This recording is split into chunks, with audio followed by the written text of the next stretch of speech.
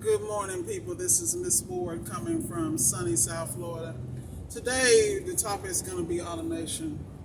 The reason I'm having this conversation is because, any issue I have in my business, I always want to share it because it's authentic, it's real, and I want to save somebody some of the headaches that I experience. When you start a business and it grows particularly quickly and you're running behind the money and running behind the customers or whatever you're doing, or running behind your employees, the problem is you have to stay on top of everything you buy, everything you purchase. So I'm saying this to say, I invested in this app called WorkIs. I love the app. It does everything I needed to do and then more, and then some. So I want to talk about purchasing stuff that you don't maximize. Like the one reason I use WorkIs it offers online appointment scheduling, which means that's all inclusive. I don't have to deal with all these outside units and then services and then make them work with what I have. It works really well. I use it on my Google business page. Good stuff. Well, guess what? The online booking is on. I'm wondering what's going on with my appointments. So I've been so busy, I haven't had a chance to check. I go check, come to find out it's there, but when you go to book an appointment, you can't because there was a glitch on the other end. And this is what I mean about inspect what you expect. I'm going to give a shout out to Pat Sullivan. He was the one of the lead auditors for a company I used to work for, and he taught me so much about operations and counting, being a bean counter, because I'm a great salesperson, great presenter, great performer, great employee, all that wonderful stuff. But on that op side, it wasn't important to me until I started to understand the word P&L, profit and loss statements. If you're going to run a business, you don't have to be the best, but you need to know what money's coming in and what money's going out and why. And you want to make sure that your dollar is being maximized. So here it is. I done had 783 visitors and no appointments because they can't make them. Because there are some people that don't want to talk to you. They don't want to talk to me. They just want to lock and load, because a lot of those people are running their own businesses or they have busy schedules. So the easier you make it for the customer to do business with you, the easier it is.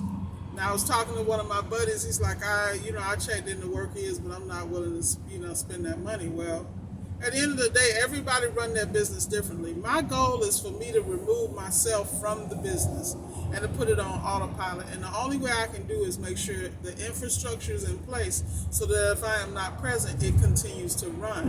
And whoever I put in charge has the tools to make it go. Let me explain something to you. The appliance repair business is it's a no-brainer. Like, it's unlimited calls, unlimited options. You can turn it and tweak it any way you want. Just structure it accordingly. So I'm saying that to say that's one reason I use WorkIs, but to inspect what you expect. The other thing I want to talk about is the fact that they offer Zoom. You can have a Zoom meeting with your customer, meaning that you can have them send you a video live in action. You can actually have them go through the diagnostics and all that. This is how much I use WorkIs. I use it for that higher level stuff because the customers I'm dealing with are intelligent. These people Google stuff. They want to know that and some of them want to be interactive. Some of them were, I never forget this one lady. You want me to run the diagnostic for you? I went on YouTube, And there was a time in my life that was irritating because I felt like they were muddying the waters.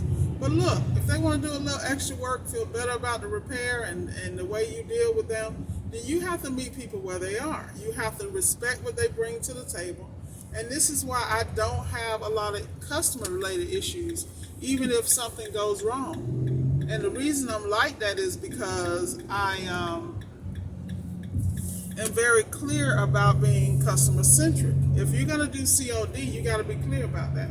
Now, there are other options as far as apartments, real estate organizations. There are so many places you can go and get business, but you need to have your stuff in order because I keep trying to tell you, the video I did yesterday was about, are you ready for what you asked for? Well, if you're not ready, you better get ready because this is real, this is real business. If you don't want to mess up your name or be like one of those people that, change the name every year because they got a bad BBB report or whatever, I mean, come on. You got to want to be ethical in business because it's less headache and, take what you can handle. Don't get out here trying to be super this and super that. At the end of the day, there's so many areas that you can just specialize and still make a really not only good living, but have a great business and just stay in that lane. There's certain things that are never going to go away. Like there was a young lady I assisted yesterday with a washing machine, and she's got 4 kids. She lives out in the boondocks. And I love going out to the boondocks when I do those jobs simply because I think in my mind, I really need a homestead. I really need a farm. I really need to be away and just somewhere so I can vegetate and do what I do best, which is, come up with all these brilliant ideas and execution and things of that nature, execution plans. And for me, I need a space to be able to do that in peace. I'm just going to keep it 100. But you got to find out what works for you. You got to understand what fuel you need to put in your mind, your spirit, and your body to be your best you. Because I just, I got a text this morning from a friend of mine, and I hadn't heard from him, so he was just checking in. Come to find out, he just got out of the hospital for this COVID situation with pneumonia. And the first thing I thought about was his family. I thought about his wife. I thought about the newborn. I thought about, his other children. Just the fact that he's the breadwinner. Like, what the hell, how they been surviving? I'm not trying to have that life, and I don't want anybody around me to have that life. So it's imperative that if you're going to get in business to win, but get in business smart to where you can have serial businesses that feed each other, That's really all I got to say today. I'm actually going to, on my way to Marcone, Miami, because I have a situation that I got to grab the part today and resolve. And I'm looking forward to having a great week. I'm really focusing on administration. I'm handing the reins over so that I can do other things that I need to get done to make the business grow. And, until you really have to sit down and hand your stuff over, you don't realize how messy it is or how you just been limping along because you half-stepping. Yes, Miss Ward is admitting she's half-stepping. I got the YouTube channel, I got this, I got that. At the end of the day, you got to decide how you want to show up in the world. And I really want to show up in the world, able to help and to assist as many people as possible.